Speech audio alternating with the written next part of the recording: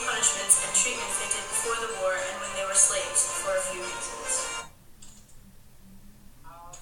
Once Reconstruction began under Andrew Johnson, he began to take it easy on the South.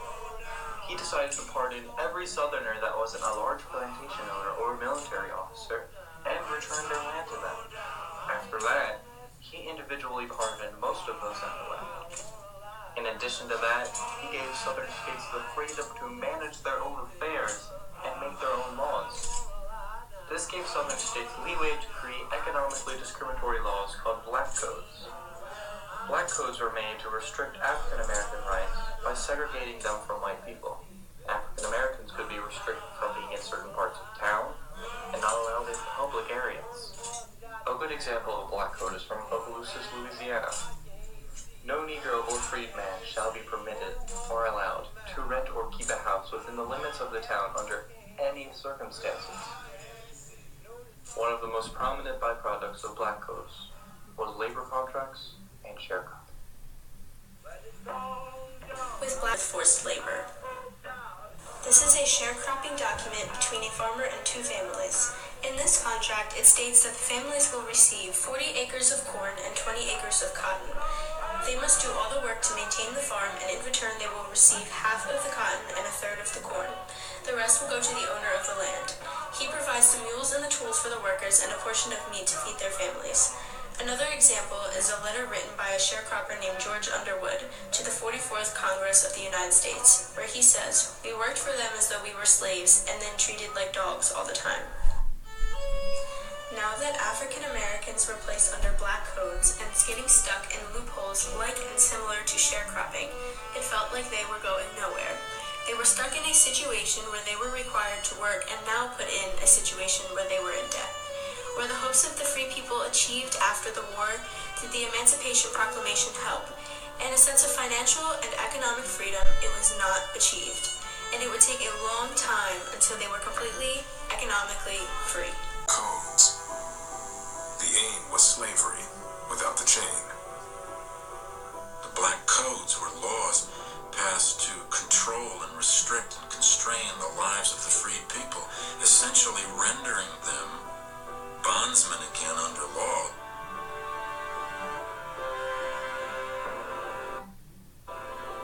Some states made it illegal for freedmen to handle weapons and restricted them from buying or renting land. Black children could be seized from poor families and forced to work in the fields. If a black man had no job, he could be jailed and auctioned to a planter for his labor. They make a travesty of the freedom that African Americans have acquired.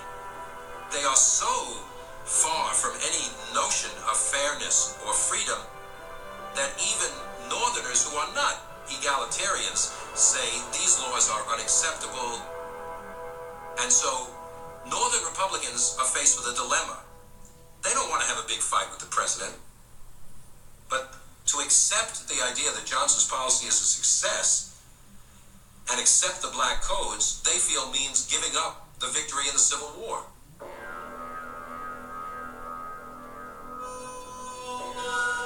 To Louisiana's black veterans, one freedman offered this advice: "I would say to every colored soldier, bring your gun home."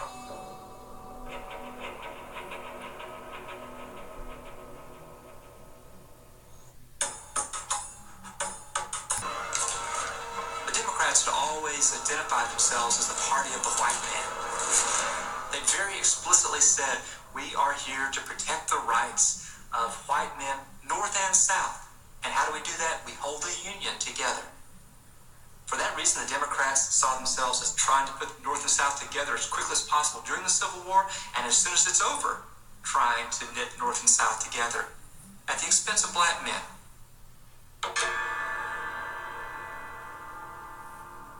At one point in the debates, Thaddeus Stevens stood up and, answering his Democratic colleagues, says, "Do not, I pray you, admit those who have slaughtered 500,000 of our countrymen until their clothes are dried and until they are reclad."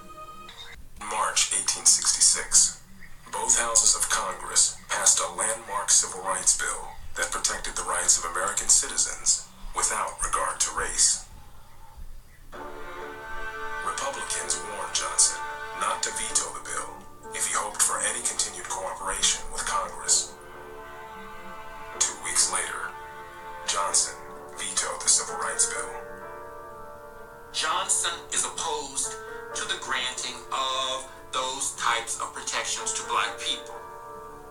this had not been done for the white immigrants who had come to America, why then are you doing it for these black people?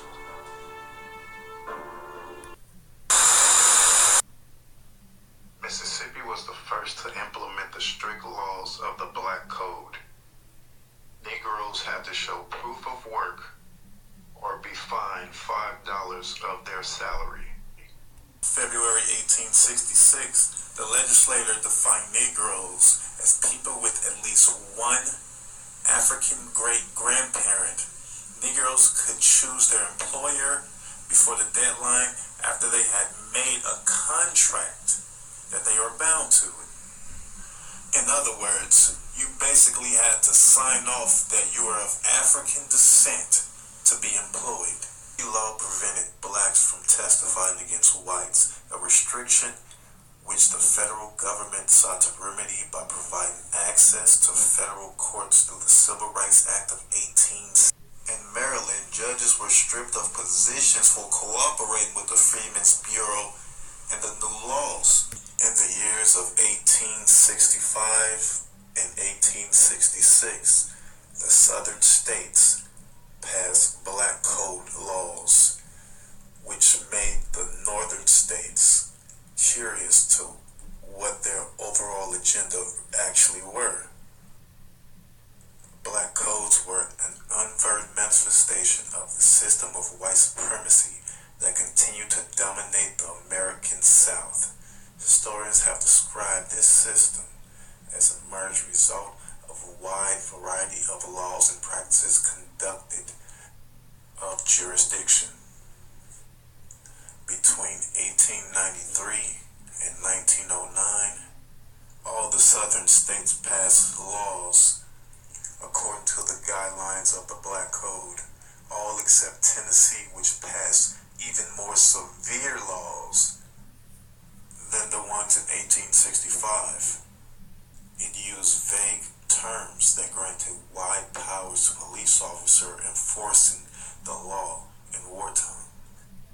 The Negroes were subject to a decision to make, either work or fight laws that increased penalties against them.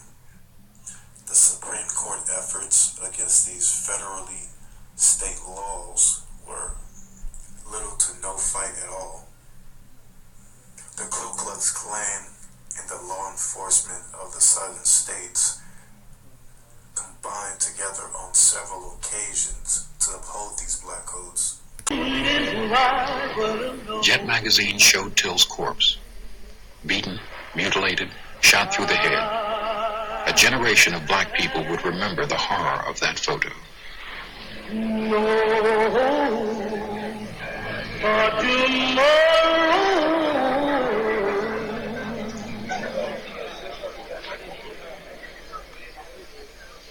I believe that the whole United States is mourning with me.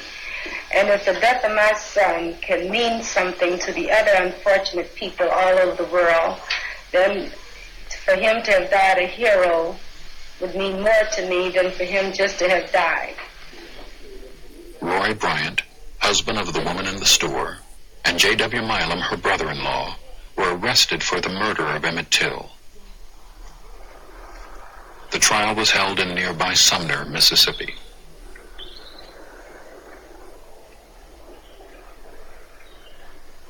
Black organizations like the NAACP and the black press were especially interested, and they worked hard to keep the case in the news, to make an example of Southern racism for the world. It was because it was a boy that they went there.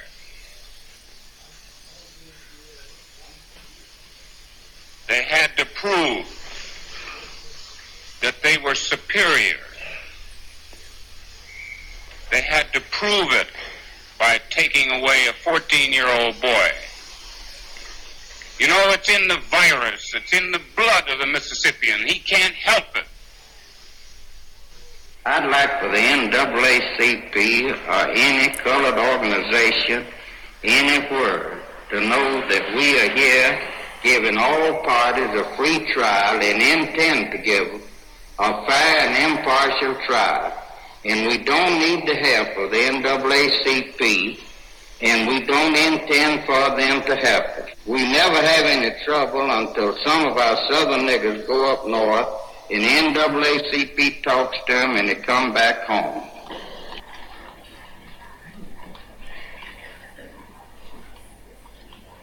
I had covered the courts in many areas of this country, but the Till case was unbelievable. I mean, I just didn't get the sense of being in a courtroom. It was, first place, segregated. The black press sat at a bridge table far off from the court, and the boy's mother came down. They sat her there at the bridge table with us. Plus, the United States Congressman, at that time, Diggs, he came down, and I was the one that got him in because the sheriff wouldn't let him in. He said to the deputy that he called over, he said, "This nigga here said there's a nigga outside who says that he's a congressman and he has corresponded with the judge, and the judge had told him to come on down and he would let him in." He said, but the sheriff won't let him in, so he's sending his card up there. So this guy said, "A nigga congressman?" And he said, "That's what this nigga said."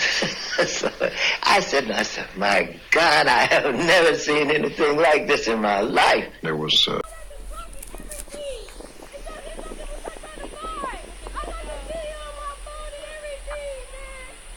How do you want to do this, Troy?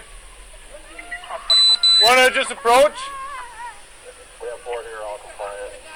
We're facing south. Everybody can come from north and south. One more for hands-free golf. 445, corner.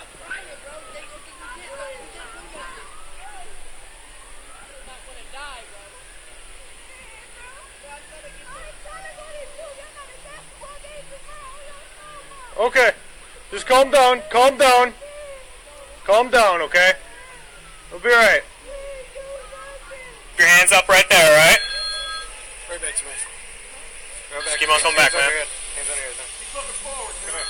Right back to me. He just happens to be possibly in the wrong place at the wrong time, matching the clothing these kids have. Okay? Like you said, your son is fine. He's 110%. 1761, send me the college call on 20 I'm sorry, I don't mean no disrespect, but y'all gotta understand. I understand, but you have That's to my understand. baby right there. Listen, you have to understand our position as well. We have to Yeah, investigate. but when a mother come and just say, show me, just show me. But the way you were acting, I couldn't. I can't help it. That's my baby. I understand. I'm a parent as well. We don't deal with police. I don't never even have no charges. We don't do this. All the stuff that goes on in this world, I worry about my kids every day. That's why I don't let them go nowhere. So he's not in trouble at all or anything? You know how scary this is. I know. Don't ever do this. Don't ever do this. That's why I don't never let y'all go nowhere. I didn't do nothing. You don't understand. We're not saying that your kids had guns or anything like that, but we're just doing our job, okay? Officer Colgrove. You're not saying they had guns, but y'all pulled y'all. I know, because we don't know that.